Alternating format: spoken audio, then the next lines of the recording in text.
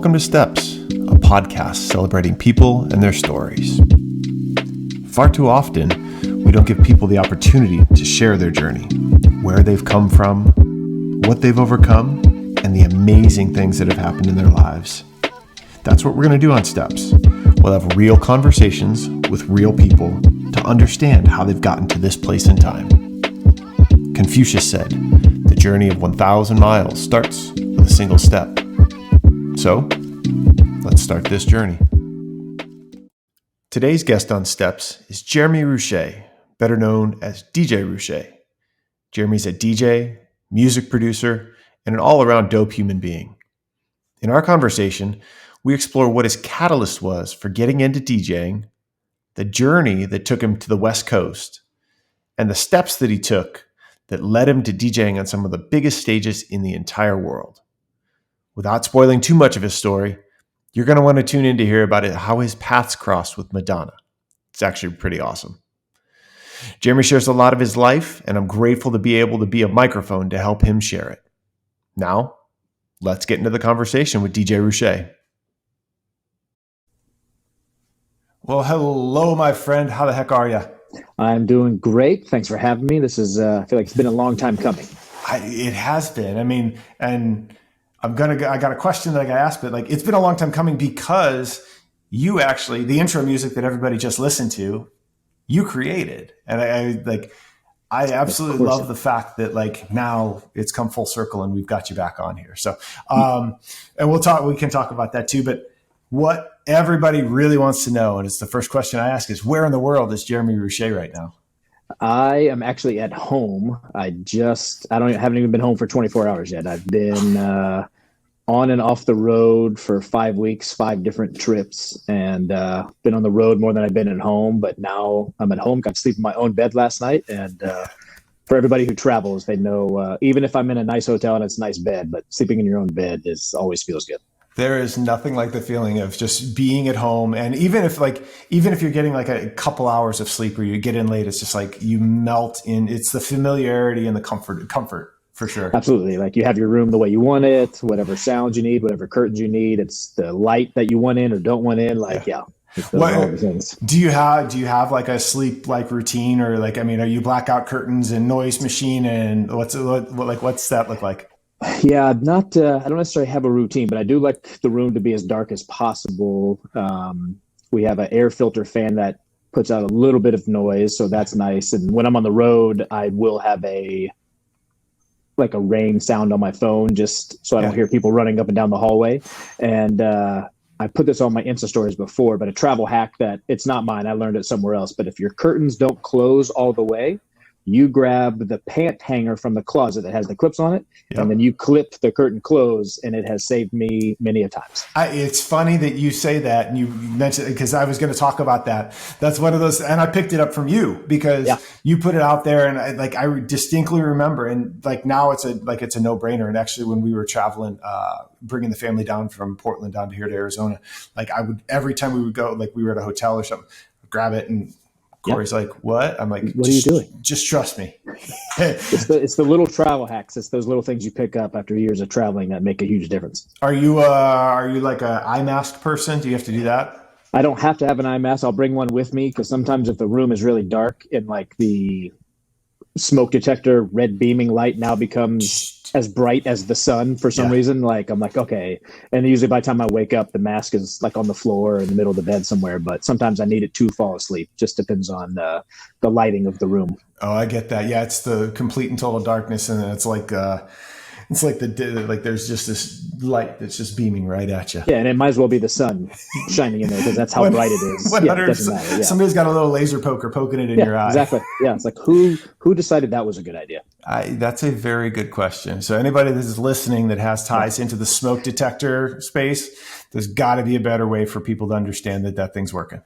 My aunt calls them adult stickers. So they're like tinted little tiny stickers. They're circles. They come in different sizes. So if you have something in your house that like our air filter fan has a little LED light on the top of it. And again, when the room is super dark, that things like the sun I have a little tiny tinted sticker I stick on top of it, and it makes it perfect. So another hack for everybody. You're welcome. See, now we're up to 2. I'm curious to see how many we're going to get here. Everybody came here for the DJ, but I got travel hacks for you. I mean, well, but anybody that's lucky enough to know you knows that you're more than just a DJ. But we will definitely touch on some of that stuff. So, like the travel that you just got done with, was that all work related? It was a mix of work and fun. Like it was work and fun. Saw some family, went to New York. My wife had never been to New York before. We've been trying to go for years, and we had an opportunity. I was like, let's just go. I know it's the middle of the summer. It's going to be hot, but you just never know if you'll have that opportunity again. So we got to go to New York for a few days, then a few AVP events, and then I got to cap it off being in Hawaii. My wife was working because she coaches volleyball, and I got to go and hang out by the pool, and I would go to a volleyball match and then have no responsibilities the rest of the day. It felt weird. I didn't know. It took me a couple of days to get used to it. I didn't know what to do. I can only imagine. I mean, again, and obviously just by virtue of, your day-to-day job, right? Like you travel and you're used to that stuff. And that had to have been pretty cool. And if I recall correctly, didn't they win? They did. So my wife, she coaches club volleyball, but also coaches in high school. She's the head JV coach, but assistant on the varsity. And the varsity was in Hawaii for a tournament, and they won. They only lost one match the whole tournament and came away with a win. First time winning that tournament, I believe, since the new coaching staff the last 4 or 5 years. I don't know how many years. Right on. You give them a shout out. What school is it? Miracosta High School out here in Manhattan Beach, California. I love it. Congrats to the team and to your wife and the family. Like, I mean, again, and to do it in Hawaii, it's probably a pretty cool feeling. Yeah, winning always helps, right? It's their first tournament of the year, new team and stuff like that. But obviously winning is fun. As everybody, if you win, it's fun. And they got a really good team. They're going to be good. Oh, that's awesome. It's fun. Like good volleyball is just fun to watch. And totally. It's interesting because I know that you mentioned AVP, you mentioned all these things, but you didn't, I'm sure that's not what you set out to do whenever you as a kid and everything. And I'd like to, if we can, kind of zoom out and rewind a little bit and figure out kind of where it all started. Because before you were DJ Roueche, DJ of the LA Lakers and the AVP, you were Jeremy Roueche and still are. Yeah, yes. You still are, but where did it start? Well, I grew up in Virginia. We're outside Washington, D.C., and I was not a great student. I wasn't a disruptive student. Mm-hmm. I just, I think I have a thing with authority, and I never understood why, if you had me for 8 hours a day in school, why you got me for another 4 hours afterwards doing homework and stuff. So my rebellious way to do it is not do my homework. I don't recommend that because your grades don't turn out that well. But I was very confused. I did really well in the classes that actually kept my attention, but if it was a class I was bored in, I wasn't the best student. My teachers all loved me. All the teachers loved me. I wasn't disruptive. I just was not great at the school stuff. What were the classes that had your attention? I was a big fan of history and sociology and psychology, which probably goes into what I do for a living now. But those things all intrigue me, but math or even art stuff, I'm not very well in the arts as far as drawing something, painting something. My brain doesn't see that kind of thing. My handwriting is terrible. Thankfully we have computers and text messages now. I don't have to write very much anymore. Yeah. And also too, why did we learn cursive? Do we need cursive now? I took classes of cursive in school, and the only thing I write in cursive is my signature, and that's really just 2 letters. Yeah, I don't. So that seemed like a waste of time to me now, but that's water under the bridge, I guess.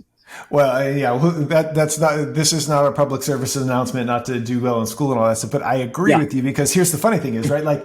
My daughter just started kindergarten, right? And she's got homework, which is totally different thing. But she brings home this handwriting stuff and everything, and it's here. And we write our letters the kindergarten way, and it's capital and then lowercase. And to do the A, you go from 2 o'clock on the clock to 2 o'clock and make a straight line. And I'm just and my wife and I are I write in capitals most of the time, and I do so it's fascinating to me from a school and what you learn, right? I think it's part of the process of learning and teaching, and being able, but I don't retain anything that I've learned. And that's not a knock on my teachers or anything, but like, No. so it's fascinating. The TV show, Are You Smarter Than a Fifth Grader? The answer is no, I'm not smarter than a fifth grader. I think I watched that show once or twice and realized that it was depressing, so I'm not going to watch it anymore. But yeah, I think not doing great in school, not developing the study habits that I should have hurt when I like got into my own business and stuff like that. There are a lot of lessons I learned along the way and kind of learned the hard way because of that, because I didn't have those things to fall back on. Yeah. So this is definitely not a who cares about school PSA. There are definitely some benefits to it. But like I said, if you had me for 8 hours a day in the school, why do you get me for another 4 when I go home? I was very confused about that. Even at a young age, I was like, this sounds stupid to me. This is not, yeah, it does. It sounds a little unreal. So when you weren't in the extra 4 hours a day, like what were you doing, or what kind of things, like what was your childhood made up of? Yeah, I was into sports. I played soccer, was the sport I played mostly growing up. Loved it. I still am height challenged, so I loved basketball, but I didn't start playing until I was in 8th grade. So all my friends were far advanced before I was. So I tried out for my high school freshman team and made to the last cut. And I've always thought about this, like as a coach, where I was in the meeting, the coach was asking me what I need to do better. I don't remember what my answer was, but he said like, oh, you need to be better at defense. And like, okay, fine. But that was all he told me. Like, no, like, how do I be better at defense and things like that? I was very confused by that, and then realized at a young age that these athletes today, so many things have to go right for them to make it to the pros, right? They're athletes that are probably better physically. You know, not saying there's a ton of athletes better than LeBron, but let's say there's one, but they didn't have the same path that he did, had a terrible coach, had whatever reasons, and they don't make it. So many things have to go the right way. And then for me, so many things had to go the right way for me to become a DJ, because that was not in my life plan at all whatsoever. Had no idea it would be a thing. Didn't know DJing sports was a thing. Right. I fell into it, fortunately. And a buddy of mine who I grew up with in Virginia was a DJ and asked me to help him with a gig. And by helping with the gig, that meant I went with him to help set up the equipment. You know, we weren't carrying records, just carrying CDs, but big CD cases at that time. And I didn't know anybody that was a full-time DJ, but I loved it. And I was like, oh, this is something I'll always do on top of whatever other job I have. But then it turned into a profession, and here we are. So what was it again? Like and again, for those that don't know, like I've DJ'd as well. Couple of my good friends ran a DJ company in college, and then I helped manage it a little bit. And, so it's something very, very unique, but like you're in Virginia and hey, come along with us. And I want you to carry these CDs, but you said, this is something I'll always do. Like, what was it about that? It was it was the first gig that I helped him with. It was like an 8th grade dance. It wasn't like something super cool, right? It was an 8th grade dance. And I just loved the feel. And I didn't play one song that event. I helped him tear up. I stood there with him the whole time and helped him tear down. I didn't play one song. But I loved music, always loved music. Was like, oh, wow, somebody can pay me to play music. That would be cool. And then probably the reaction of the crowd, right? Like when you are in the zone of playing the right song, one after the other, that like the crowd's like, oh, this is the greatest. Or when somebody says, hey, I've been trying to leave for 2 hours, but you keep playing songs that they're like, oh, I'll leave after the next song. Oh, I'll leave after the next song. And then all of a sudden it's 2 hours later, right? Like that's a very cool feeling. And I don't know if there's any other job you can have that would give you that type of feeling. So like right away I was like, oh, this is something I want to do. But again, not realizing that it would be a career, just thought it would be something I did on the weekends, because I didn't know any DJ that, unless they were on the radio, maybe I didn't know any DJ that was their full-time job. Right. Well, and again, like your inroads into like an 8th grade dance, it's when like my inroads was like, it's very different. Like my first opportunity to go DJ with my buddies was in one of the club at Toledo, right? In Toledo, Ohio. Right. And so like totally different atmosphere and environment.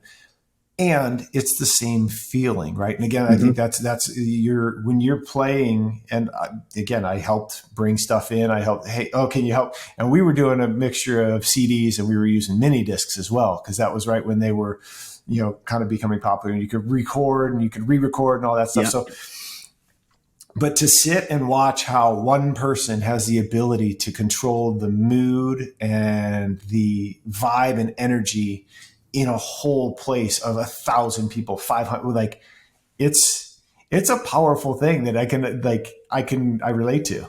I think I'm sure sports athletes get this too, right? When they're having a game that they can't be stopped and the crowd's just losing their mind, or if you're a rock band on stage and 50,000 people are screaming back at you, like, I don't know if there's another way to duplicate that other than just doing it, right? There's just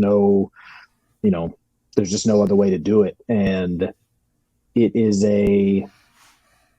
for somebody that is, and I know this will surprise a lot of people, but I'm an introverted person and I'm very quiet and I'm actually pretty shy, and talking in public terrifies me. So doing the job that I do is my family was very surprised by it, but I don't, you get the question all the time, oh, what else would you do besides DJing? I have no answer to that question. Right. I have no idea what else I would have done. Well, and again, it's whether you're spiritual, whether you believe in God, again, this is the path, this is your journey, right? And this is exactly where you're meant to be, which is really, really cool. I want to, you kind of mentioned it really quickly, but the introvertedness, the social anxiety. And again, you and I never would have gathered that. And well, as I've gotten to know you, yes, I understand that. But at first, right, we met, it was Kansas City, it was AVCA Final Four. So that's also, again, another thing that you do. And you guys had recorded a podcast. You were part of a podcast, the Net Live, with Kevin Barnett, Rich Lamborn. And I distinctly remember you guys were standing outside. It was cold out in Kansas City. And I had met Barnett because my previous job with Adidas and him with USA, he was there for a USA Volleyball event. And then I just got started talking to you guys. And but yet here's a guy that just says social anxiety, introvert, and yet, okay, you host a podcast, you're a DJ, you do all of this stuff. How, and I'm sure many people have moments of that.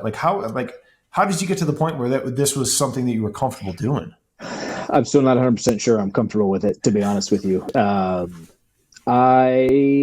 I mean, repetition after all the years of doing stuff, right? It's you get more comfortable with it. And sometimes you got to fake your way through it. There have been events where before the event has started, I am terrified of man, do I know what I'm doing? Even though I've done it a million times before. And that's what you tell yourself. You're you've done this before, you've panicked before, and you're going to be just fine. And you're going to go in there. And if they don't like you, they don't like you. You do what you think is right, and you go from there. Speaking of that podcast, there's a few moments in my life I have been tricked into things that I never thought I would do. That podcast was one of them. So Reed Pretty, Danny Kinda, I can't think what his actual last name is, and Kevin Barnett started the Net Live. Okay. And then partway through it, they brought in Chris Geeter McGee, who was the announcer for the AVP. And then Reed and Kevin were talking about they wanted a music aspect. So about a year into it, they asked Geeter if they thought I would be interested in. They were like, hey, can you just add some music element to the podcast, like live sound effects, whatever. Yeah. I was like, sure, I can do that. And then every once in a while they handed me a microphone and I would make fun of somebody and then I would hand the mic back to whatever. I had no interview skills at all whatsoever. And then Reed was playing internationally, and then Geeter, I don't know what job he got, but he was not there all the time. So then it was just Kevin and myself. And I was like, well, I can't just let Kevin carry the whole show by himself. So I will chime in from time to time. Yeah. And then all of a sudden I find myself, I'm doing interviews. I'm talking to Karch. I'm like, what? I thought I was the music person. How am I all of a sudden? Then I literally became a co-host of that show and did it for 10 years. And that's a skill, being able to have a conversation with somebody that you don't know that well, yeah, or somebody that you do know really well that doesn't know you, but to be able to keep the conversation going. So I learned that obviously being around Kevin, being around Geeter, and but I always tell them that they tricked me into hosting that show. Hey, come do the music. Okay, cool. Now you're going to host for 10 years. Yeah, for 10 years. Yeah, for 10 years. It was I don't know I definitely got better as the years went on, but there was one time that, I don't know, Kevin had to deliver. We always did at his house. He had to deliver at his house, and like he gets up from the podcast, and then it's just me. So for 30 seconds, I'm in a full panic. Like, I don't know what to say. Like, I don't know what to say. Like, what am I going to talk about? Like, was it in the middle of an interview, or was it just like? No, Kevin and I were talking, and then someone knocked on his door, and he got up and walked away. So then all of a sudden, the podcast is just me. I'm sure it was out of the 30 seconds Kevin was gone. I'm pretty sure probably 20 of it was silence, and me just like, I don't know what to talk about. Like, yeah, thanks for the heads up, bro. Just got up and left. Cool, Kevin. Thanks, buddy. Yeah, thanks, buddy. I mean, what you got a woodworking delivery that just showed up? Yeah, exactly. That's probably exactly what it was. Some type of woodworking some router or some yeah, totally. Yeah, so I got tricked into that, but that actually, I learned so much from that podcast because Kevin and Reed came from the indoor side, and then Lamborn would, co-host every now and then. I got to know him better, but I got to know so much more about the indoor side of volleyball that I never would have learned if I hadn't been on that podcast. Like even traveling to see indoor matches and all that stuff. Like I've always loved the sport, whether it was beach or indoor, but being on that show opened a bunch of doors that I got to meet indoor players. Lamborn and I became really good friends, and that just never would have happened without that. I was AVP. I was just a beach volleyball DJ, and I knew the national team, but I didn't know the sport of indoor. So I felt like I was a fan on that show. So whenever I got stuck, I would just ask Kevin or Lamborn or somebody a question about indoor and just let them ramble on. But it was like a legit, like, I want to know this, and maybe other people do too. Well, yeah. You think about any conversation you're in, whether it be with Kevin and Rich or, Karch or even just you and I, right? Like, if you're truly invested in kind of sitting and learning and being in it with somebody, you can ask a question. And if it ties to people's strengths and their forte, right, they're going to go ahead and they're going to talk about it. And they're going to talk about it passionately. And if you really are listening, you're going to glean information. So like, again, you have no, there's nowhere to go, but, learn and understand more. Some of the greatest highlights of my DJ career are not DJing. Karch, we had Karch on the show a few times, and he was still playing when I started DJing on the tour. So I know Karch. I'm not saying I know him, but like I know Karch. If Karch sees me, he comes up and says hello, which I'm very grateful for. But every time Karch is on, I would have one question, and I would kind of like raise my hand to let Kevin know that I'm going to chime in. And I would chime in with one question, and Karch would respond like, "Oh, that's a great question." And then I felt like I should just walk away. Like that was the highlight. My job. Like my one question I've been preparing for 2 weeks. Karch was like, "Oh, that's a great question." I was like, "Yeah, what else do I need?" That's it. Conversation over. Karch answered it, and I honestly don't know what my question was, to be honest with you, but I just remembered him saying that it was a great question, and I couldn't have been happier with myself. I mean, you get a pat on the back from the GOAT, right? Like, I mean, it's that it doesn't get any better than that. Like, I can only imagine. Like, and again, I've interacted with Karch by virtue of my previous role with Adidas, but like. Yeah, to be in the presence of people that do something at a very high level and that are very well respected, it's a really cool thing to do. And I was having coffee this morning with a good friend, and he's a football coach, and we were talking, and randomly some guy walks in and fist bump, and we're sitting talking, and he says to me, he goes, "Oh, that's so and so. He played for the Packers, plays for the Raiders," and we got to talk like.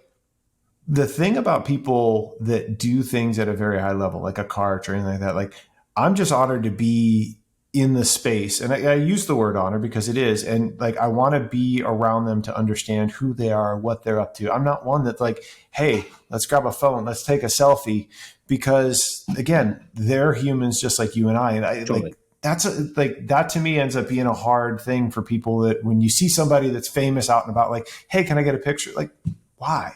Like, and again, you're around people all the time. And again, you and I are friends. I see your Instagram. You're not out there snapping selfies. You're just doing your thing, and you're in the presence of just some really dope people. Yeah, it's tough because my career too, like if I took photos at some of the events that I DJ, my Instagram game and my popularity would be way bigger. But also if I did that at those events, I wouldn't get to DJ those events anymore. So that's why I keep doing DJing those events. But I remember my first few years on tour, the players knew Geeter, and they would come to the booth where Geeter and I sat next to each other, and they would hang out and talk to Geeter. And not that they would ignore me, but like they didn't know me yet. Yeah. And all I did, I was quiet and I just absorbed all the information.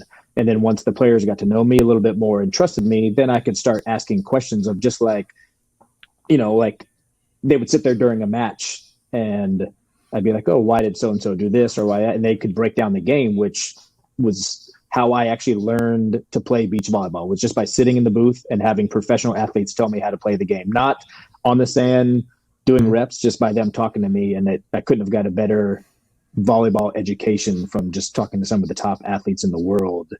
One of my favorite stories is it was like year 2 or 3, and St. John Smith was retired, but he was doing some sideline reporting. So we'd come into the booth and talk to Geeter every once in a while. And then Todd Rogers came into the booth, and I had never spoken to Todd, not one time. I'm like, I don't know if I'm allowed to speak to Todd, so I would just stay in my lane. So like St. John he makes fun of me about something, joking around, and Geeter laughs. And out of nowhere, Todd goes, oh no, Jay Roueche's got it. Don't worry about it. And I was all like, oh my God, he knows my name.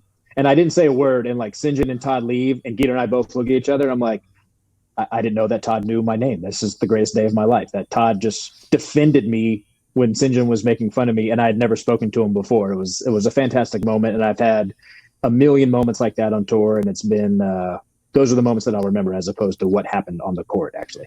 That's what I mean. It's the experiences, man. And that's what's so cool. And again, I'll reflect, like one of my favorite experiences is with you is we did it twice, right? I was lucky enough to come out to LA for some photo shoots and stuff like that. And, we're texting, and you were just, you DJ'd the night before. The first time I was down there, you DJ'd the night before. You had a Lakers game, and you picked me up, and we went down and we grabbed some burritos. Brothers? Is that what? Brothers. Oh yeah. Yeah, so we went and grabbed burritos and walked the Strand and all that stuff. But like that's what life's about, right? It's the moments that we get to experience, and it's the people that we get to experience it with. Those are the things that I'll always remember, that we'll always remember. Not, I heard something this morning. One of my friends, Kayla, on her Instagram story, she's like, "You aren't going to remember that email you didn't send. You aren't going to remember that that one push-up you didn't do. You will remember the time you spend with the people. You remember the moments and the experiences." Of course. I mean, if people ask me about my favorite moments on the tour, it's always something off the court, right? At dinner, I got to have somebody, or I do remember when players may have said certain things on the court to another player, because that's entertaining to me. Yeah. Or threatening to fight each other. That was always fun. But yeah, it was always the memories off the court, and even things that like the players don't remember that I remind them was like, oh, I remember this, because it may not have been as big of a deal to them, but it was a big deal to me. And yeah, those are the things you'll always remember. 100%. And I think we kind of like brushed over it, right? Like we've gotten into some really cool stuff in AVP and all that. Like, how the hell did you get from Virginia to California? It was a U-Haul, and I got sick on day 2, and it was the worst trip of my life. So the guy that actually taught me how to DJ got into grad school at Loyola Marymount.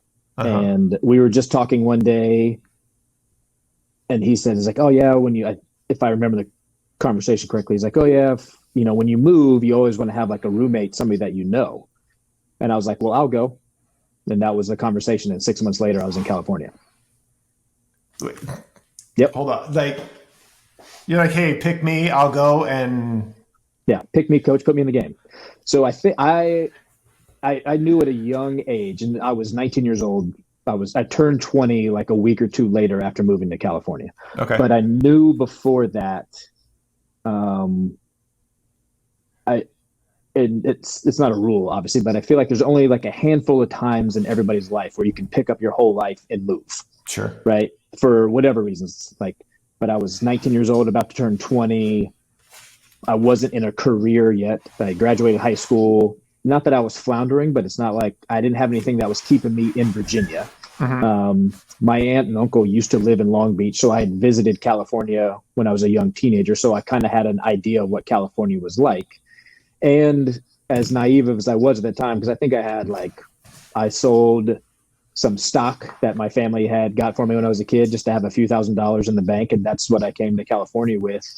And I had no plan when I got here. It's not like I didn't have a job lined up. We didn't have an apartment rented or anything. Just knew that we'd figure it out. And I always felt that how I convinced myself to do it was like, well, if I get there and it doesn't work out, I can always come back to Virginia, because it's not like, yeah. Well, it was a safety net, and also like I enjoyed where I grew up. Like some people when they move, they're like, oh, I hate this place. I got to get out of here right away. And that's not how I felt about Virginia. I was like, oh, I can come back if I need to. Even though basically like 6 months later, most of my family now then dispersed from Virginia after I moved. I felt like I you were the glue. I blazed the trail. Yeah, I was the glue. Yeah, I'm going to be sure to tell my family that next time we're all together. Please do. Yeah. Be like, hey, I was talking to somebody. He said I was the glue for the family. So yeah, so you're welcome. You're welcome, everybody. Yeah, and so it was. Yeah, I knew then that hey, this is an opportunity that's not going to come around very often, so let's just take it and see what happens. And came out to California.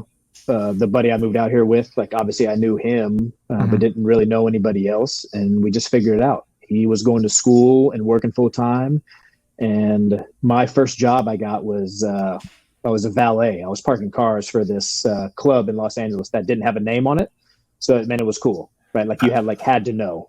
Oh, no kidding. And then through actually a connection of my roommate, I think they went to high school together because they were a few years older than me. The guy that taught me how to DJ that brought me to California was a few years older than me. A buddy of his was working at Maverick Records and reached out and like they needed interns. And so I went and interviewed for an internship, and it was actually a paid internship. So no kidding. I was like part-time at the record label and then doing the valet stuff at night. And those were my first jobs in California when I moved out here. Oh, but again, I don't want to overlook the fact that you literally picked up and moved, right? And you're right. There are moments, there are opportunities that kind of present themselves at certain points in time in our lives, right? And by virtue of me coaching, we've picked up and moved a lot, and it's been pretty cool. But like these moments where it's just like, all right, let's do it. And it's the best moments are when you don't have family or dependents or anything that you have to, like, you can just go and you can do, and you can go out and hustle and figure out, what God's what path you're supposed to be on. So like, I don't know, like that's fascinating to me. And it's also inspiring. And like that took a lot of gumption. Yeah. And don't get me wrong, there were definitely like moments where I was like, oh man, did I make the right decision? Should I go back? Should I stay here? Like, because it's not like when I was working at the record label, that was when I really knew how much music was important to me in my life. I was, when I moved to California, my buddy stopped DJing, but I, was still trying to get some gigs here and there, but it was still like weekends, like a corporate gig or a wedding, just something on the weekends. But working at the record label really let me know that like, oh, music is important to me. So whatever job I have, it would probably still involve music. Still at that point, didn't realize that DJing would be a thing full time. But it was like my first concert I ever went to, like as like an adult. Like I went to one when I was a teenager, but like as an adult working at the record label where I have like, oh, I have the VIP pass because I'm some intern. Like, I don't know why I got a VIP pass, but like I was sitting in the balcony as opposed to in the general admission. I was all like, oh yeah, I like this. What concert was it? My very first concert I went to, I was 13 years old. I saw MC Hammer. Me and my mom went to see MC Hammer, yes. But I think when I was working at Maverick Records, the first concert I went to with them could have been like the Deftones, or they had an artist named Jude who was kind of like a folk singer that I actually really liked. But I remember a few shows like at the Palladium, and then because you're working at a record label, other record labels, like I got to see Rage Against the Machine in like VIP status, and yeah, I got to see a bunch of cool stuff, and I was like, yeah, I need to be in the music world in some way, shape, or form.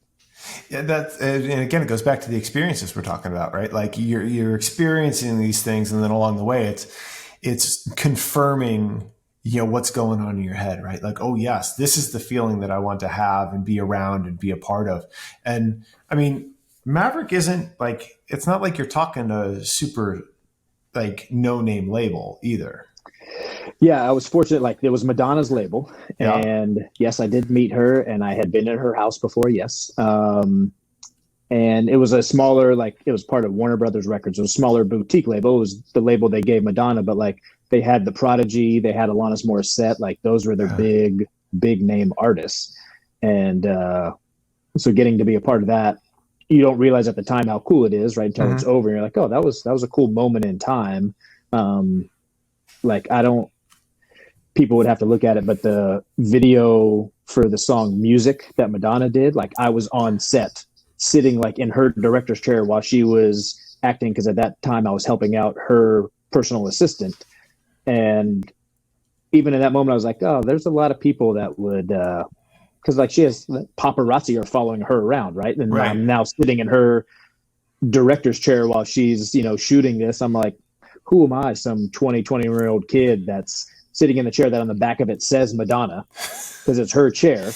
And I'm all like, this is life is trippy. Who would have known that, going from Virginia to then Southern California to then sitting in a chair that says Madonna on it it still trips me out a little bit.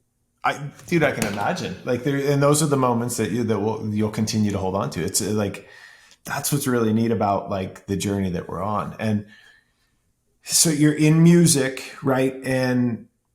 But if I'm not mistaken, like you got involved with something else.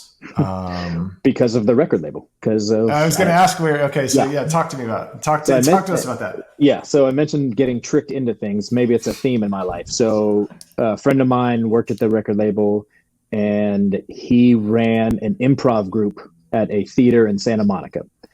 And this was when I was still an intern, and his boss had two assistants. So another buddy of mine that worked at the record label was like underneath the guy that ran the improv group.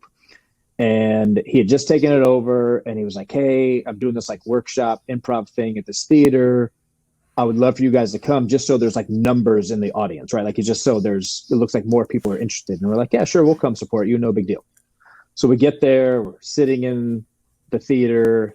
It's probably like maybe a 50 to 100 person theater. Okay. And he's on stage and he's talking, and then all of a sudden he's like, oh, everybody on stage to like do some improv. And I'm like, well, he's not talking to me, because he knows that there's zero chance in hell I'm getting on that stage and talking in front of anybody. Like, the thought of it right now, like if you were inside of my body, you could feel my heart. My heart is racing right now just thinking about it. Oh, so gosh. Me and my buddy are sitting in the crowd, and he's like, everybody on stage. I didn't even move. I was like, it wasn't even a thought or an option that I was getting on that stage. Yeah. And he's like, no, everybody. I was all like, nope, I am not. So long story short, he got me on that stage, and I was part of that improv group for at least 3 or 4 years. So much so where when he left, I took over the improv group and was in charge of the improv group. I'm speechless right now, because again, I'm rewinding in our conversation a little bit ago, saying you admitting to being an introvert and having some sort of social anxiety and all of that stuff, and like I'm feeling it for you.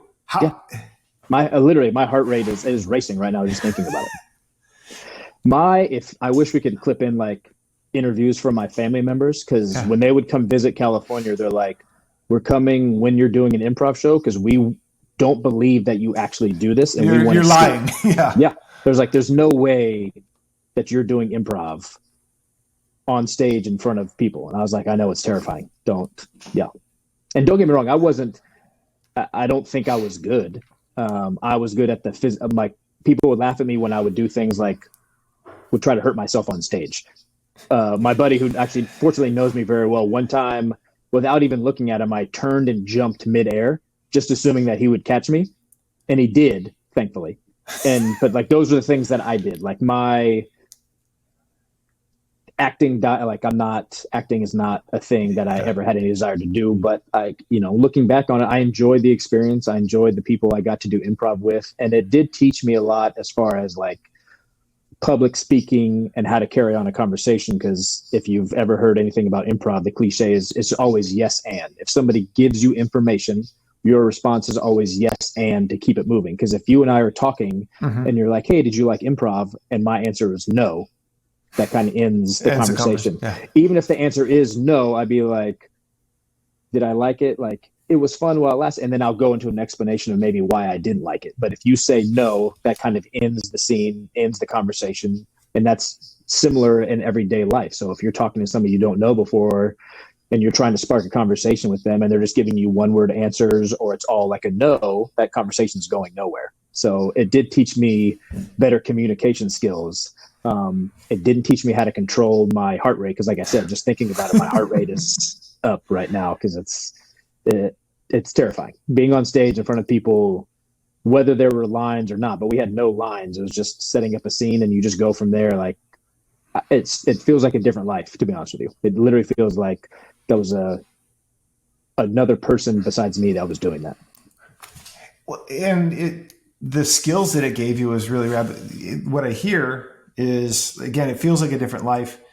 And also I would imagine that from the DJ perspective, right, you still are isolated. You know, you've got your booth, you've got your protection, and you're making everybody happy from up here, but like, it's still, everybody's at bay. Now here it is, I'm around other space. Yeah, 100%. And improv is very unsafe for Jeremy. Not a safe space, because you can hear it when you're not funny. You can tell, like, it is dead quiet in there. Yeah. Fortunately, I was around people who were really funny. And if I was not doing well, they could carry me and bring me along. So if I didn't like the people that I was doing the improv stuff with, it wouldn't have lasted very long. But I enjoyed being around them, and like they all knew that acting was what they all wanted to do, and that's not what I wanted to do. But I was there I found myself like in a helpful role. Like, hey, how can I help you be better and learn from them? Because we would have practice during the week before we would do shows and stuff. So it was a very cool experience. Again, I wish we could splice in some of my family's commentary, because they would just absolute shock that I did that. I mean, I'm shocked when you shared that with me, and it was just like, oh, wow. Okay. And that's even before like I knew of kind of the anxiety and all that stuff. Yeah. That's wild. Yeah. So valeting cars. Yep. Record label intern. Yep. Improv group. Mm-hmm. Like what's next? Like, so the music industry, I don't know if you know, like when like Napster and streaming and all that stuff came along, hit the industry hard. And I had moved on from Maverick Records to a different music company, and our parent company went bankrupt. Mm-hmm. But in the process of them trying to stay alive, they were basically using our company, not my company, but the company I worked for, their money to stay alive. And eventually when they ran through that industry, like my job was over, the company was over. And I was already DJing a lot more, like fairly consistently. And this was in 2002. And when the company went bankrupt and I knew I was gonna have to look for another job, I was all like, man, I really don't want to, I had no desire to be in a cubicle. Mm-hmm. Even though I was in the music industry and it was fun, like I was like, I need to do something else. And the DJ stuff had kind of been ramping up for me. So I thought if I just put a little more effort into it, get the word out, because DJing is all word of mouth. At least it was then, right? Like it still is now, but you can use Instagram and stuff. But then it's all word of mouth. Who knows you? All that stuff. So I was like, let me put a little bit more effort into it and see if I can start doing it full time. And I officially started my company in 2002, April of 2002. And then towards the beginning of 2003, I ran into a former coworker from the company that went bankrupt. Mm-hmm. And she's like, hey, what are you doing now? I was like, oh, I'm DJing. She's like, oh, I know somebody that needs a DJ for some volleyball thing. And in my mind, the volleyball thing was like somebody's backyard barbecue, because I knew of the AVP. I was already going to events. I was friends with a couple of the players just randomly. But it didn't even click that that's what it would be. Yeah. And that was a Friday night. And then Monday morning, the AVP called me. In 2003, so you're talking, dude, you're like 19 years. Yes. Now, from the beginning. Go ahead. If everybody's doing the math right, they could find my age. But when I'm on the microphone at AVP events and I tell people I've been doing it for 19 years, that I started when I was 10, That's obviously a lie because I didn't move to California until I was 20. So everybody can do the math if they would like to do the math. Oh man. So, but that like you said, word of mouth, right? And one thing that I'll draw the circle around right here is it's word of mouth, and I tell this whenever I talk to just about anybody. It's not who you know, it's who knows you and who's willing to speak on your behalf. And 100%. That's a prime example, right? Like if you're a good human, you're doing really cool stuff and you're treating people the right way, and somebody's willing to speak on your behalf, doors get opened. And it sounds like that's kind of what happened here. 100%. A lot of things, right? Right place, right time. I've never, that bar I went to, I think I was going to see a show. I'd never been to that bar before and have never been there since. But the one time I went was when I ran into somebody that I knew, didn't know they were going to be there, and they knew somebody that needed a DJ for the AVP. So being in the right place, right time obviously helps a lot too. And like you said, I tell this to a bunch of young DJs coming up. It's like, you may know a lot of people, like you may know me, but that doesn't mean I know you. So it's who knows you and are willing to, like you said, open doors or just introduce you to somebody. And I've been very fortunate with that in my career. I think that being a good person is never going to hurt you, right? Like you could be a good person and somebody may take advantage of you because you're a good person, sure. But I'd rather be a good person and that happen than be a total jerk. Now, I've met DJs that are a bunch of a-holes and get gigs that I would like, but because they're a-holes, somehow they end up getting it, but they're usually not around very long. So I've been around long enough to see that cycle happen, right? So I might get bummed that I didn't get the job, but I'm not bummed that if somebody's picking somebody over me because that person's either a jerk or because their rate's a lot lower than mine, then that's probably not the person I want to be DJing for anyways. But I've been very fortunate in my career with the people that I've worked with. I would say 99.9% of my clients are all mostly repeat clients and people that I would run through a brick wall for. So I've been fortunate in that way too. But I think that's the kind of person that I attract in my career as well. And I tell all younger DJs coming up, if you're a good person, you show up on time, and if you're a professional, you're going to attract other professionals. And it's easy. Like I want people not to worry. If you tell me I need to be at the gig at 7 a.m. and we never speak again before 7 a.m., you know, without speaking to me, that I'm going to be there at 7 a.m. exactly when you wanted me to be there. And I prided myself on that in my career. And I 100% know that has helped me get to where I am now. Yeah, and again, that I hear from you is it's the integrity of do what you say you're going to do, and then again be a kind human, be a good person along the way. And what I find to be interesting, right? And as you're sharing, and obviously, I mean, you've been doing this a long time, and we'll get into like how you got into NBA and other sports stuff. But like you mentioned, you talk to young DJs, you talk to all that, like that advice. I don't want to brush past it because again, like, it's powerful and profound, and it doesn't matter if you're a DJ. It doesn't matter if you're in the corporate space. It does, how did you come about to like that was something that you chose to live by, or the advice that you tried to kind of share? I'm sure I had great role models family wise growing up that showed me that. I don't remember anyone like a piece of word of advice.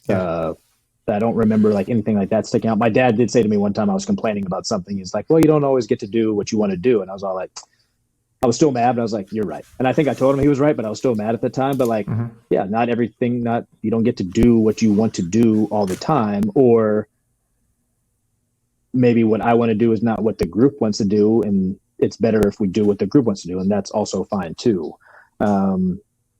I have anxiety if I'm going to be late. So I hate being late. And even in California, where sometimes you can't control the traffic, we have a 15-minute window grace period in Los Angeles because of traffic. But even then, I hate being late. I hate being rushed. And I do pride myself on the client not having to worry about me. There's so many other things, especially in live sporting events, that everybody else has to worry about. I want to be the last thing they have to worry about. And there have been times in my career that then the client starts to overlook me a little bit because they don't actually think about me that much because they don't have to. Right. But again, I'd rather that be the case than them feel like they're stressed whether I'm going to show up or not, because then they'll end up hiring somebody else. 100%.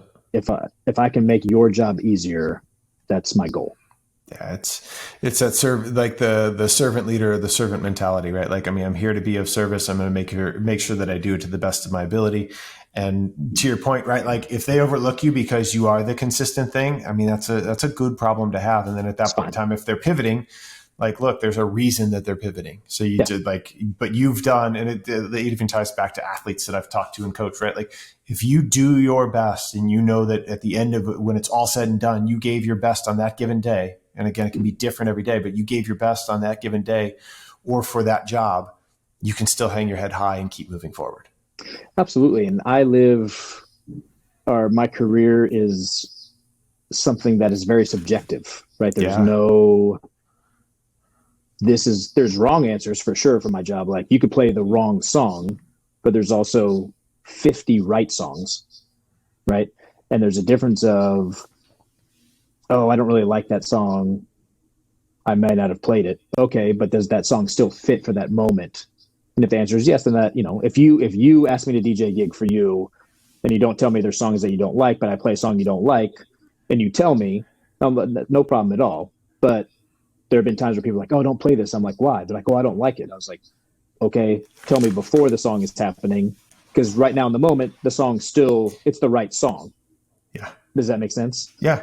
Like, it's just because you don't like it. But so it's subjective. My job is very subjective, and it's in the public eye. So everybody hears every single song. And this is an exaggeration, but this has happened to me before, where people are like, hey, I loved 499 out of the 500 songs you played today, but that one song I just I wasn't a fan of. And I'm all like, why tell me that? Like, I don't understand. Like, I'm sorry that I played one song that you didn't like. And but also too, like, maybe the client asked me to play that song. Maybe the person paying the bills. Like, there's so many things that go on behind the scenes for why I play what I do. It's not just straight, this is my favorite song of all time, and I'm just going to play what I want to hear all day long. Because especially in the sports world, and I realized this very young too, like, they're not there for me. My job is to add to the experience. Like, people are going to come watch LeBron James at Lakers games, whether I'm there or not, whether any music has played or not. Right. So my ego is checked at the door because I know they're not there for me and I don't care.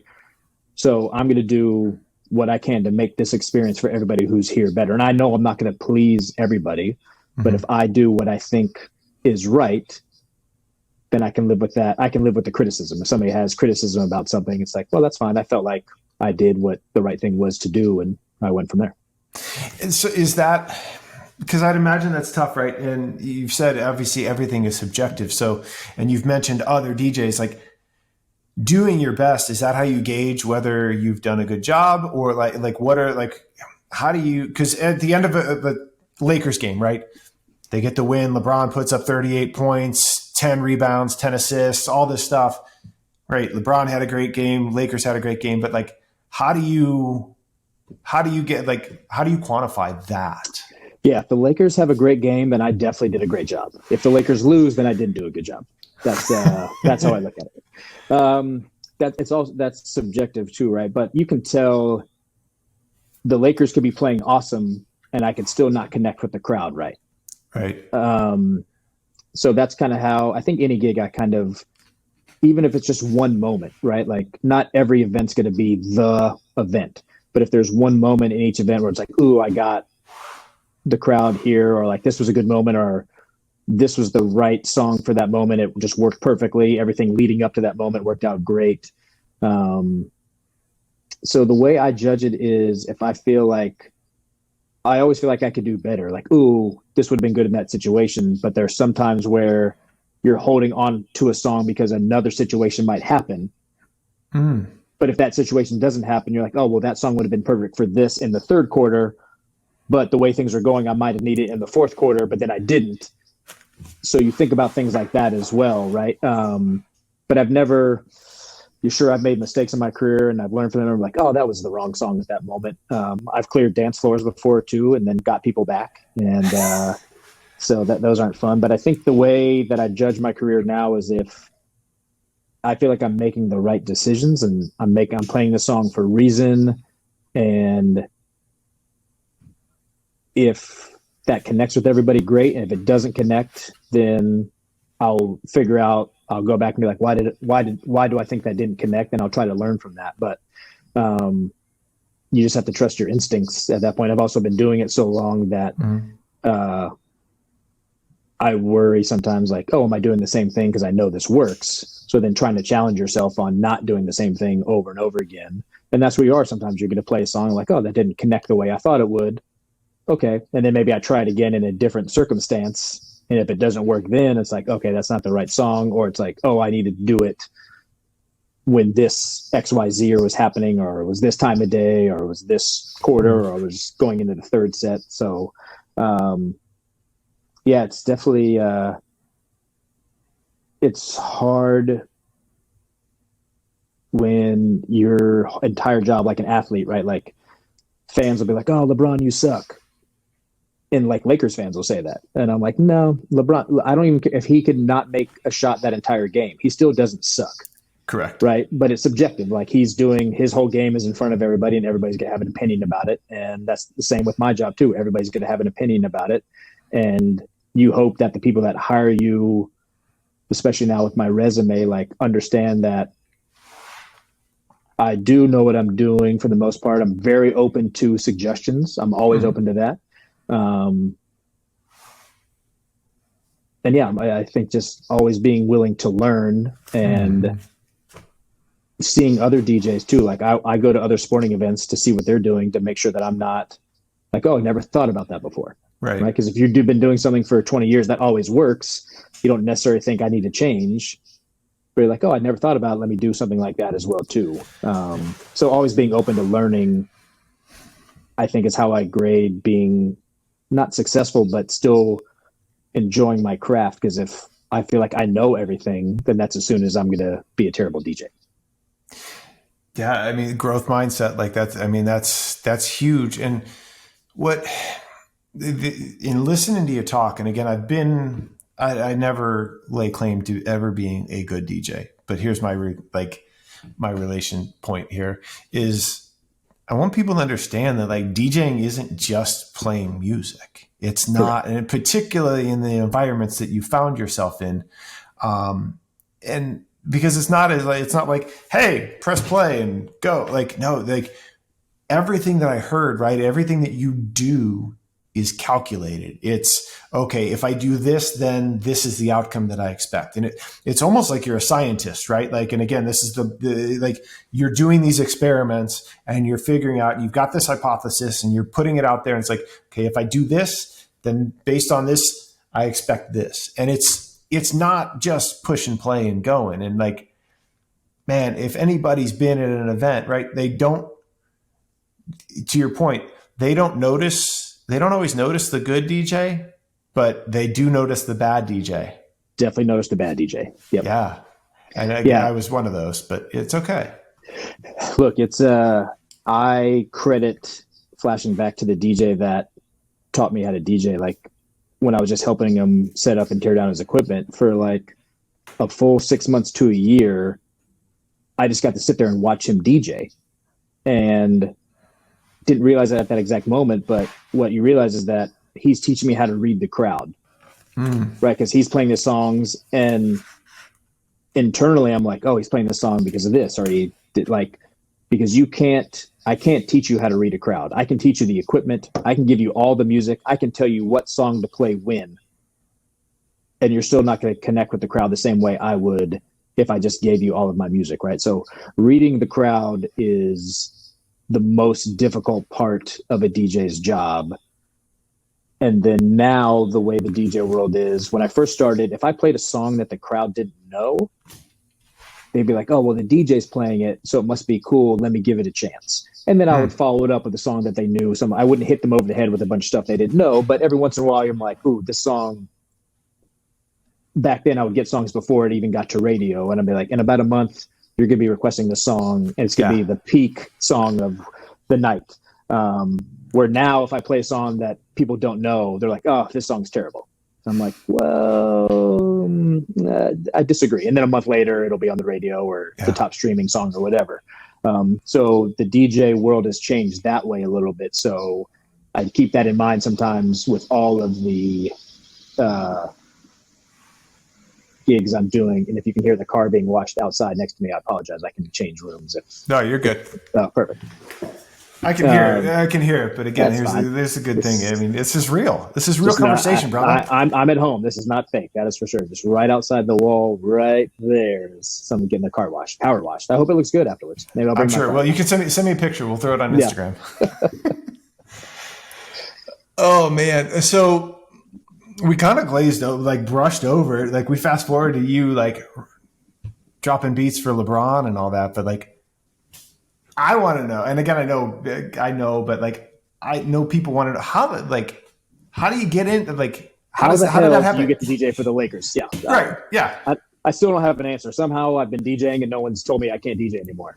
I'll flash back to the very beginning. So obviously got to the AVP, and then at that time the sports DJ world was pretty small. Like not everybody had a DJ, or like now high schools have DJs, right? Yeah, every college has a DJ, high school. So the DJ world was fairly small. I got hired for a couple one-off sporting events, like a rugby game, some international swimming events. But I did a rugby game.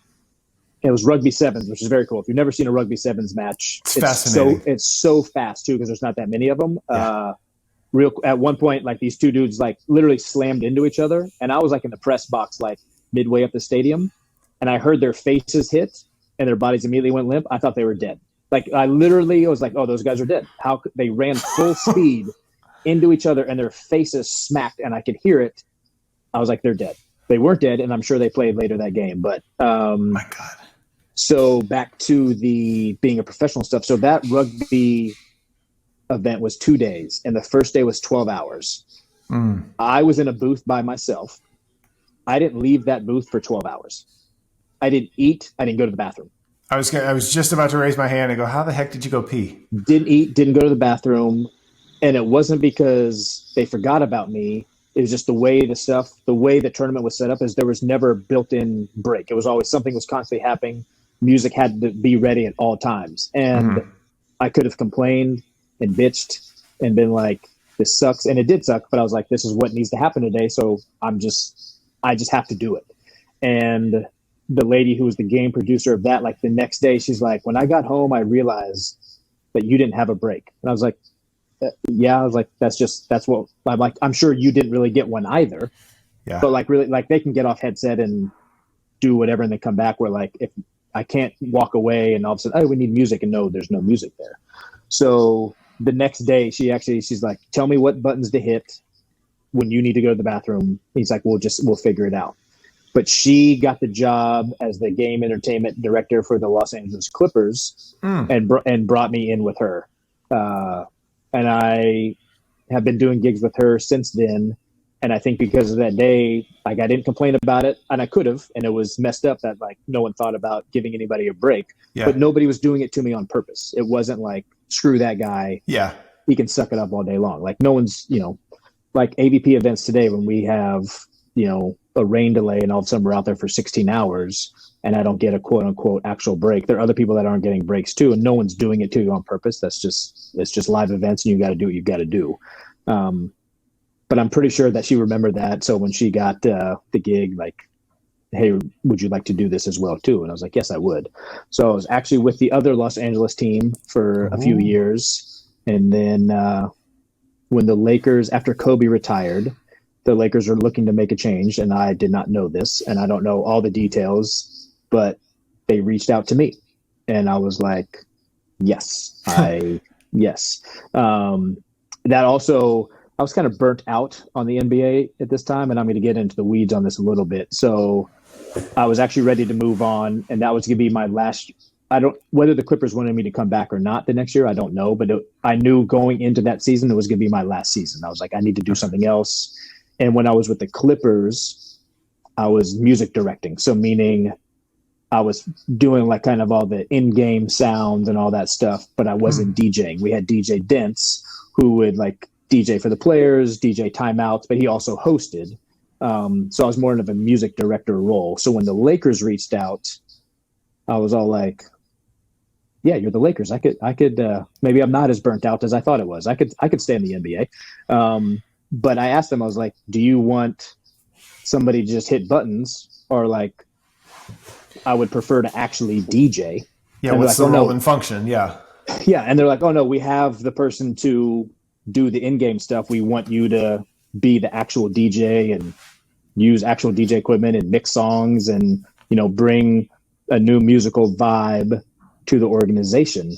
And that just revitalized my love for DJing NBA games. And I will now be going into my 7th season with the Lakers, and I have an NBA championship ring with my name on it.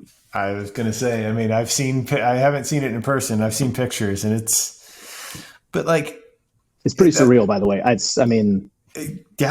Growing up in Virginia to now having a ring from one of the most famous organizations in the world is still like, it still hasn't sunk in, to be honest. And I didn't put the ball in the basket one time. Not one time did I dunk or assist LeBron for a layup. I didn't do any of that. I played music, and somehow I have an NBA championship ring, and it's awesome.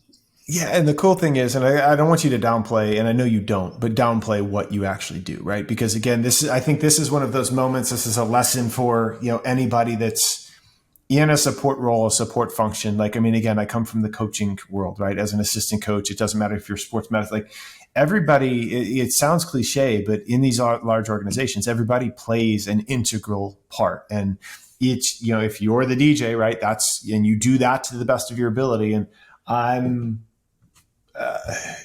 sports medicine, right? I'm doing that to the best of my ability. And LeBron's doing that to the best of his ability. Like, that's when the good stuff happens. So like, absolutely.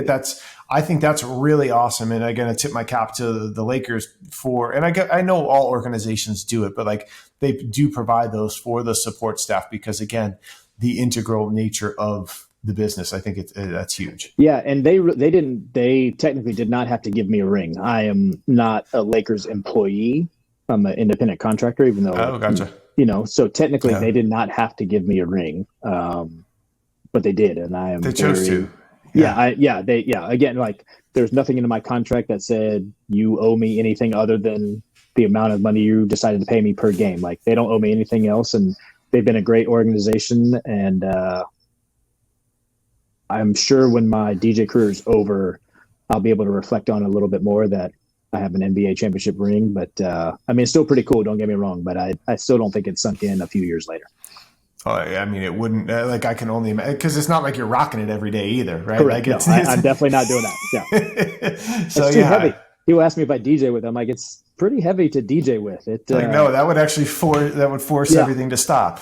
Exactly. Yeah. Now, I want to highlight, because again, like Lakers, Clippers, you do all of these different things, and you've mentioned that you do private, and each environment's just a little bit different, right? Like, how do you navigate like a private gig compared to being hyped for the Lakers to whatever else it is? Because again, it's got to ebb and flow, right? Yeah, it's definitely like one event I'm wearing a suit for, the another event I'm wearing a hoodie and a baseball hat. And I think all of that is my personality. I love sports. I like DJing clubs. I like DJing private events, but if I just did one of those all the time, I would get very bored. And I think being able to do a corporate event for a bank and then being able to be a DJ in a club and be all hyped standing on the DJ booth, or DJing a sporting event where it's not about me at all whatsoever, it's about the fans and their experience. I just think that's all kind of that fits into my personality very well. Like, even though the extroverted part of like, hey, look at me, I'm on stage, I'm the DJ. Like, I hate every second of that, but sometimes you got to get on the DJ booth with the microphone and take a selfie with the crowd, which is always fun to me because I just ask them if they want to be on my Instagram, and then they do. And Yeah, I think it's a skill that not every DJ has. Like, there's some DJs that are like, they just DJ clubs and they're amazing at it. And then they're like, yeah, I don't want to do corporate things, right? Because it's not the same type of energy. Or, sporting events sound cool until they realize what it actually takes to DJ a sporting event. It's not just you with the spotlight on you that gets to do like a 5-minute routine and then the game happens, right? Like, you're doing all, I have an instant replay machine. I have to be focused. I have to be paying attention the entire time. And I think growing up, I have siblings, but they're all, the oldest of my siblings is 7 years younger than me. And my parents got divorced. I don't remember them even being together. So all of my siblings are from my dad and my stepmom. So we didn't grow up together. So I essentially grew up as an only child.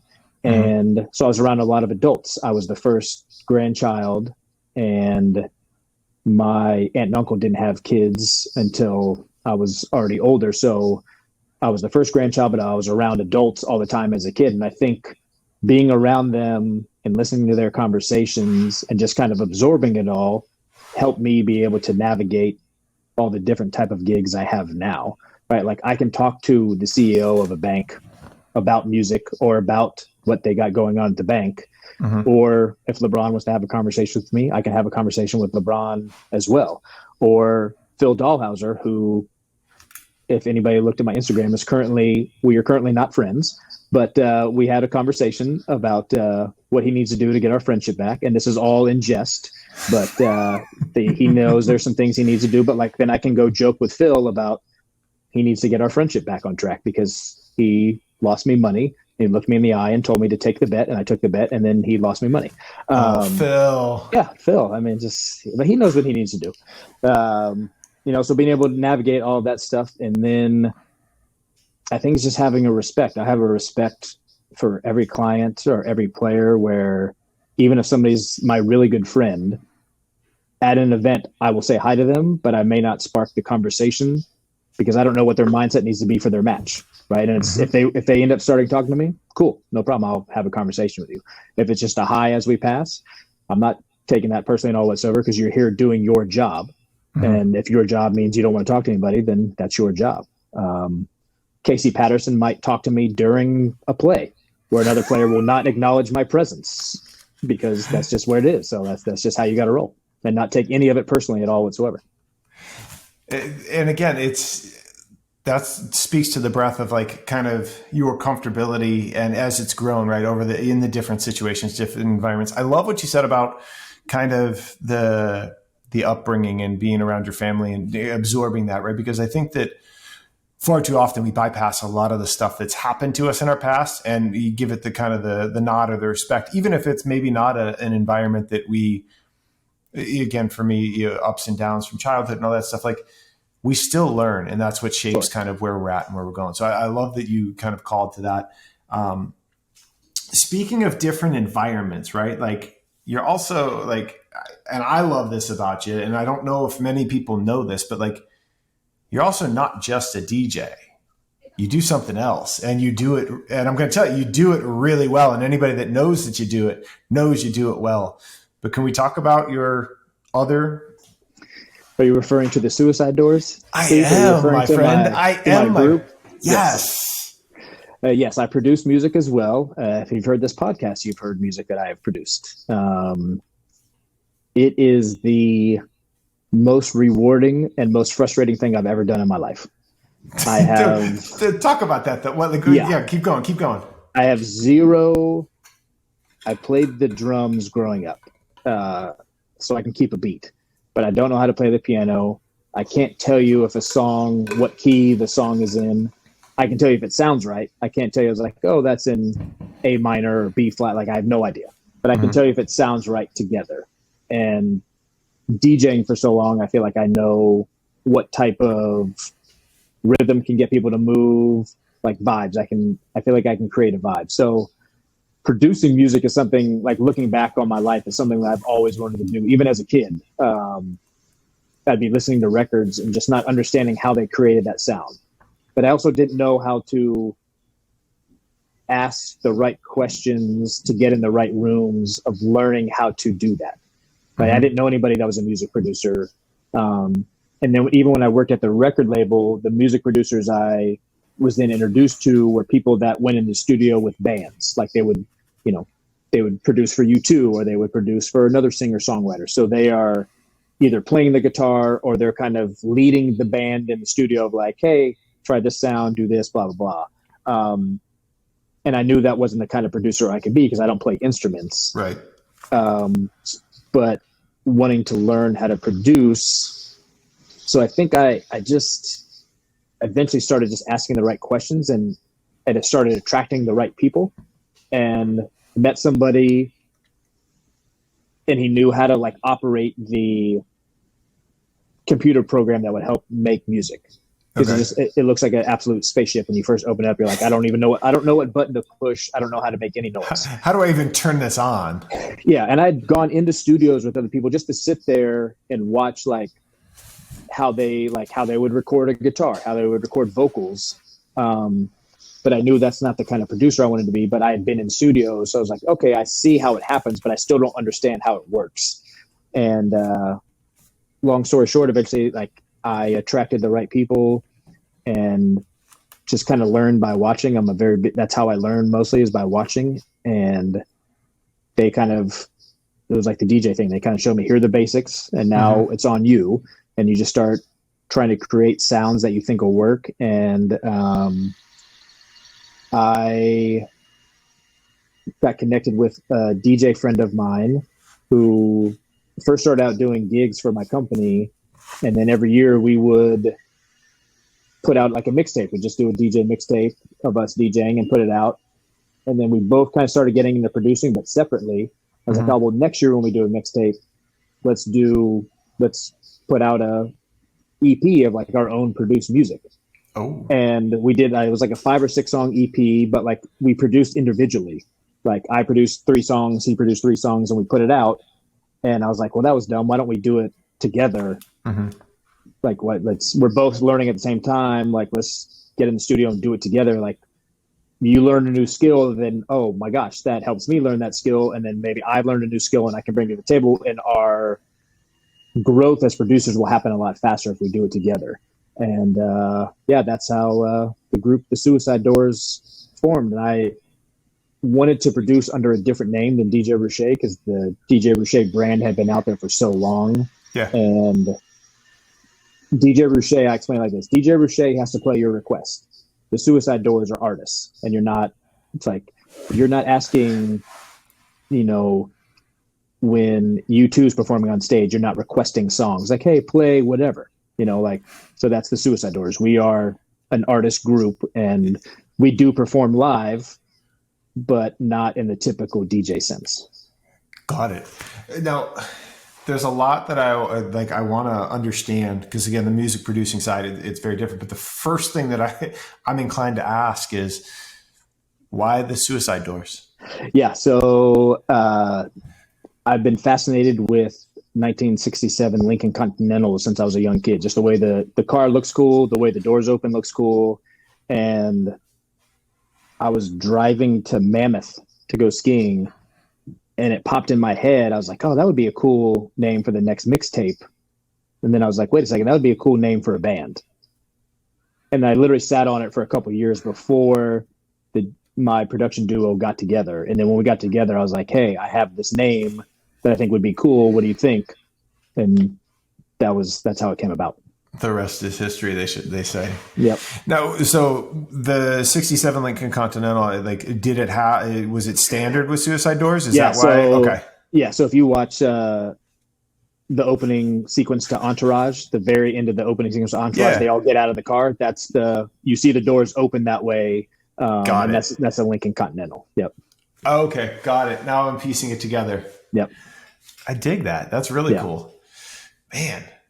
So you hold on to this, right? And again, I know that it's hard when things pop into your head to sit and hold on to things. Did you write it down in a book? Did you set it off to the side? Was it just something? Did it always stay? How'd you hold?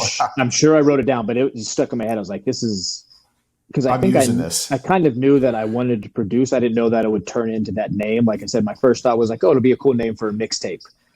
And then when we started working on the latest mixtape, I was like, no, it feels more than worthy than just like a one-off, right? It's like bigger than that. You do one mixtape and then it goes away, right? I was like, and then I was like, that's good. Actually gonna be a cool name for a band. And even though the two of us are music producers, DJs, like I still call us a band because that sets it apart from just DJing, where in today's world, though, people think the term producer and DJ are the same thing, even though they're two completely different jobs. But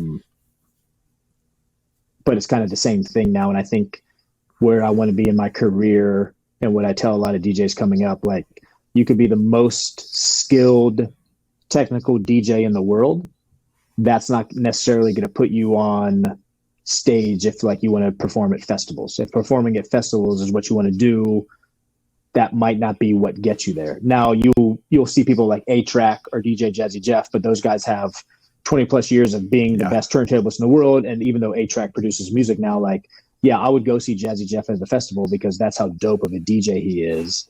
But coming up now, like you have to produce music as a DJ to get bigger paychecks. How about that? To get bigger so the mainstream artists that you hear, like though they're producers and they're doing all of that, and then in some cases they also do the DJing on the like on the side or mix it in within, right? Yeah. So somebody like Diplo, he was a DJ first and then became a producer. Where somebody like Calvin Harris, I believe I'm right with this, was a music producer first. And then when somebody's like, hey, we'll pay you $200,000 to DJ, you quickly learn how to DJ. Yeah. Okay. But again, I want to strike out the fact that, like, again, as you said, they're not one and the same, right? They're two very different skills that are needed to be able to be successful at both of them. DJing is playing other people's music. Obviously, you can play yours if you make it. Producing is creating the actual song itself. Both are fascinating to me. And again, the fact that you do both at a very high level, right, it's a testament to who you are. And again, I'll say it, right, like the path that you're on, it's where you're meant to be, because you do both at a very high level, and you clearly, even just watching you talk about it, watching it, like it's something that brings you passion, brings you joy, and other people love it as well. And I appreciate that. And getting to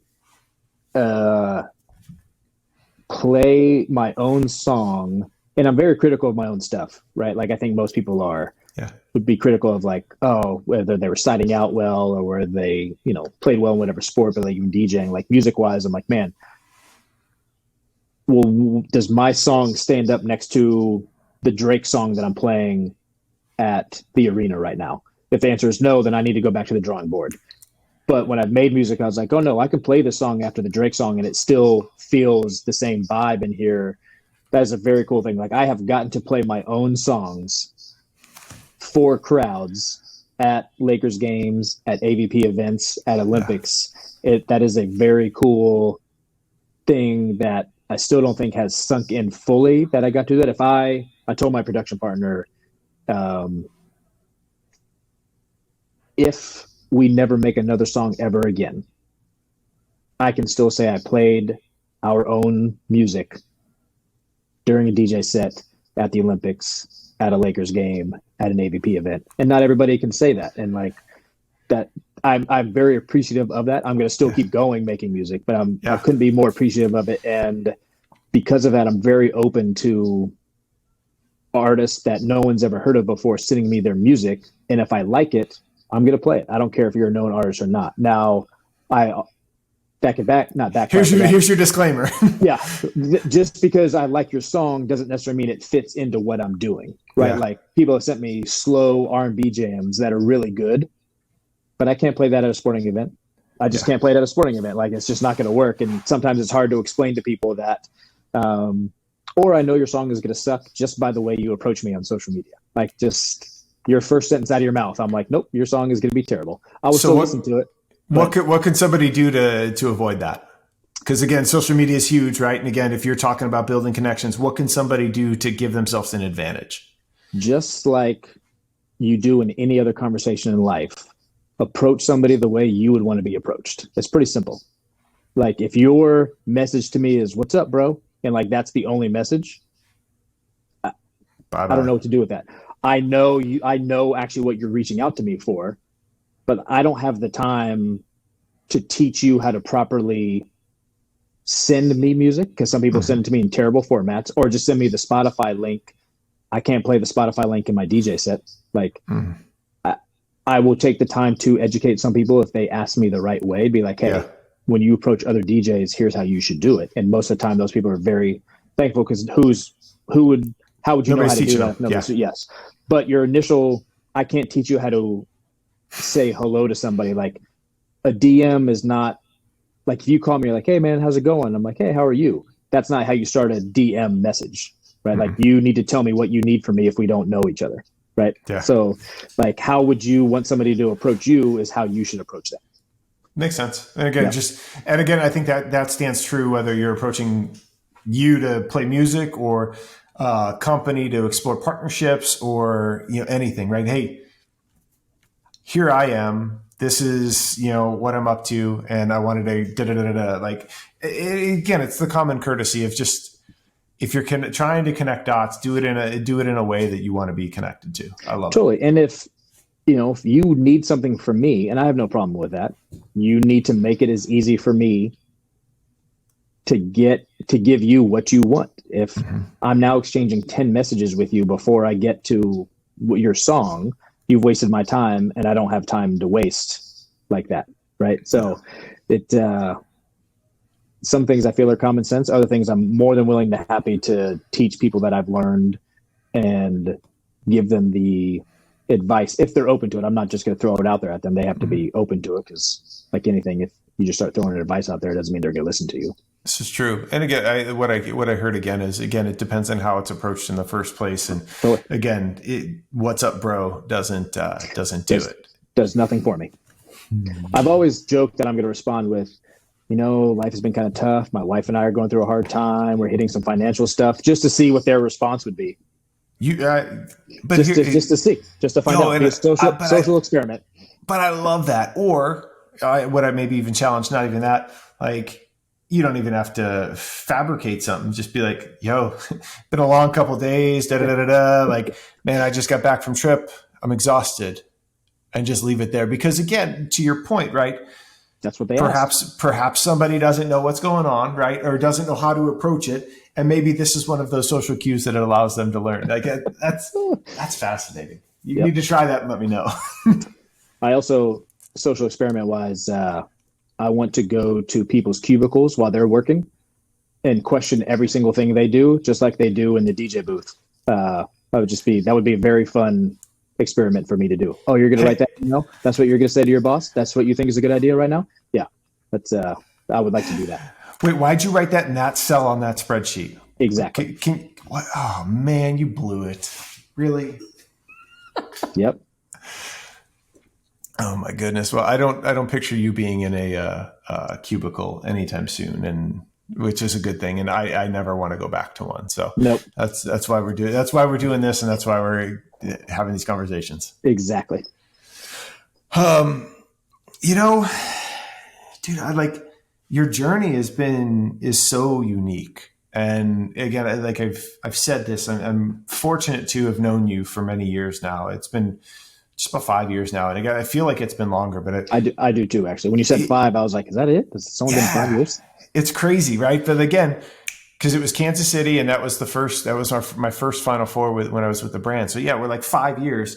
But what I want to share is like, and I'd like to do this with people, but like a moment of gratitude, because you and I were chatting a little bit before as we kind of prepped, and these journeys of life that we're on, they're each parallel paths, they go all these different places, but it's, for me, good to know and good to have people in my corner like you, that the friendship is there regardless of what's going on. And again, I saw something the other day that you can just pick up, you can throw a text. It doesn't matter if you don't talk for 6 months, 6 weeks, 6 days, whatever. And it's just like, it's easy and it goes. And so I wanted to kind of share a moment of gratitude with you, because you're one of those people for me. And we don't tell people enough that they mean something to us. And so, I mean, why not a better place than a public forum and a podcast that millions of people are going to listen to. So like, I'm grateful for you, for your friendship. And, I appreciate you, man. I really do.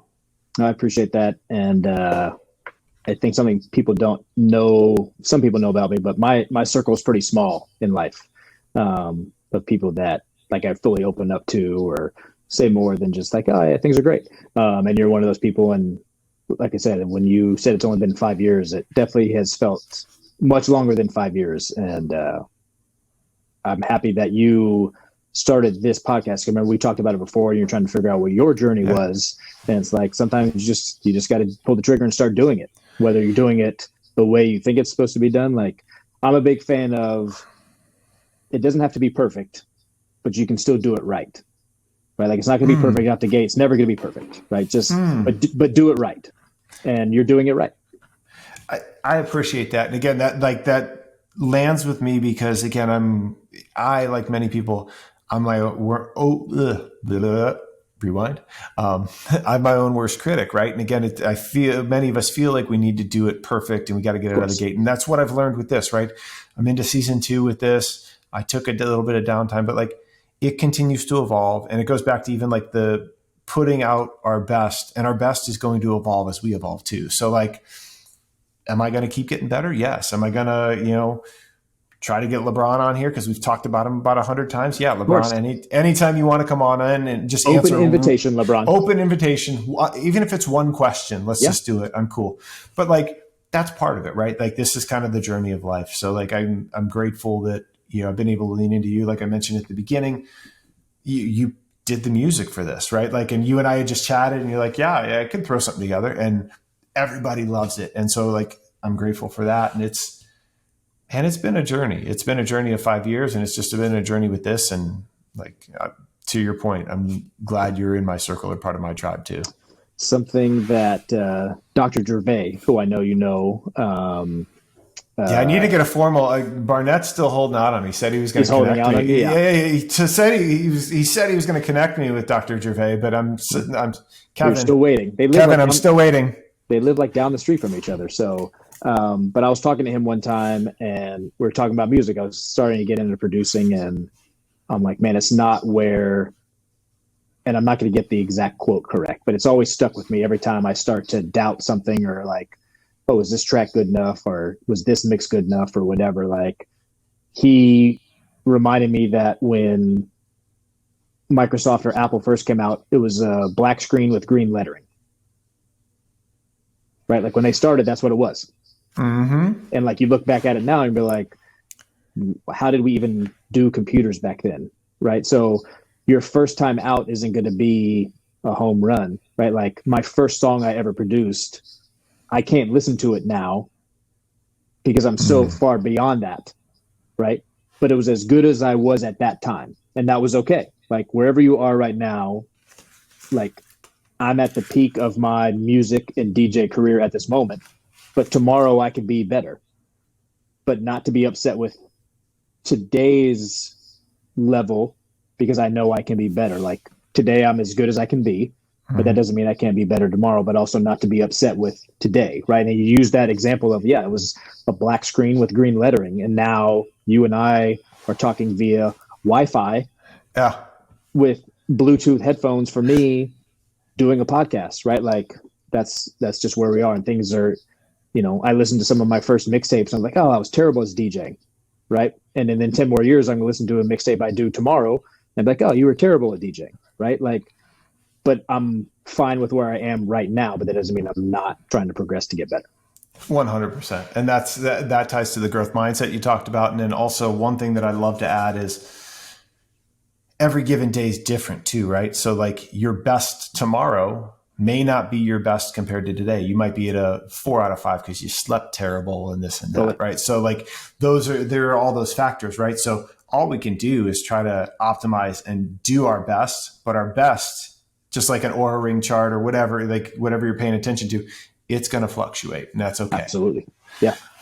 Well, as we close, like first off, and I shared this with you, the movie PCU, I absolutely love. And they talk about like, there's a line in it, don't wear the t-shirt of the band that you're going to see, but I had to rock my DJ Roueche hat. And I see that you're sporting a new lid. Dude, when are they going to be available? Well, hopefully this week. The lid that you have on is beat to hell, by the way. What is the supply chain issues? Is that the term? I've been trying to get hats for like 3 years, and this one I have on right now isn't even available yet. I have Lakers colors, black hat with the purple and gold. They should be available later this week. It's a very, very limited run. Some fingers crossed, hoping they sell out quick, but more will be on the way, hopefully within a couple months. But I grabbed like the 10 or 12 that I could now, just like, yes, get those and we'll figure it out along the way. So hopefully later this week, they will be available on my website at djroueche.com. Yep. And if you'd like to support, that would be great, but don't feel obligated. This hat will be available. The black hat that you have on, but with purple and gold, will be available. And pretty soon that hat, which is the original OG logo, will hopefully be available in the next few months as well too. I dig it. So I'll link that, and we'll link it on Instagram and all that stuff. And then again, that kind of ties in. Where can people find you, follow you, and do all that stuff? Yeah, all of my social media, my website's all DJ Roueche, Instagram, all that stuff is DJ Roueche. And I know my last name is difficult to spell. There's 2 E's in it, and it's Roueche. Why are there 3 vowels in the middle? I don't know. I have no idea. It's all good. I mean, my last name is missing a vowel. Yes. Venzel, so there's no sense made there. Okay, so we figure out where we're going to follow you, where we're going to do all that stuff. We already gave the open invitation to LeBron and any other Lakers that want to come along. But no, dude, this has been an absolute joy. And again, it's the pick back up, and this is the longest one that I've recorded to date. And I still feel like we probably could keep going, but we'll do a part 2 in season 3. How about that? Ooh, let's do that. And maybe we can find a way to do, I don't know, maybe we can try and do a face-to-face at some point. I mean, again, I'm not that far from LA anymore. Well, I'm going to see you in a few months, or a month maybe. Ooh, it may be. Yeah, Jeremy's going to be coming out here for AVP stuff out to Phoenix. They're doing the Phoenix Open, so excited about that. But I know you've listened to the podcast, and I always love to finish with one question. And it's simple, yet, says a lot about you. And I want you to tell our listeners, who is Jeremy Roueche? Oh man, my wife would probably be better answering that question.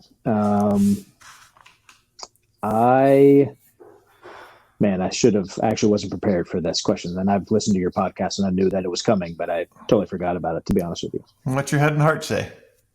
My heart says that I am a person that wants to make other people happy, and whether that is with music or having a conversation, and I'm at an age now where I'm happy to pass on any wisdom that I've learned, especially in my career. But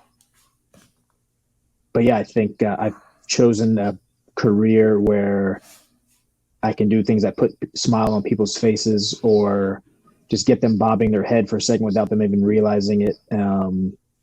So I think I am a person that enjoys seeing other people smile and having a good time. I think I'm that guy. And with that being said, I will hold a grudge if you cross me, but I might forgive you, but I will hold a grudge. I will not forget. Yes. Yeah. Phil. Yeah. I'm going to send this clip to Phil, and I've got 136.41. I'm writing it down. Perfect. If Phil knows what he needs to do, I'm letting all the fans know right now. Phil knows what he needs to do. And if he actually does it, it is going to be glorious. I'm just going to let you know right now. It's going to be glorious. I'm not even going to give a hint at what it is, because it'll be a moment that nobody was expecting, and it is going to be amazing. Oh, this is being clipped out. I love it. Phil, we're coming for you. I love it.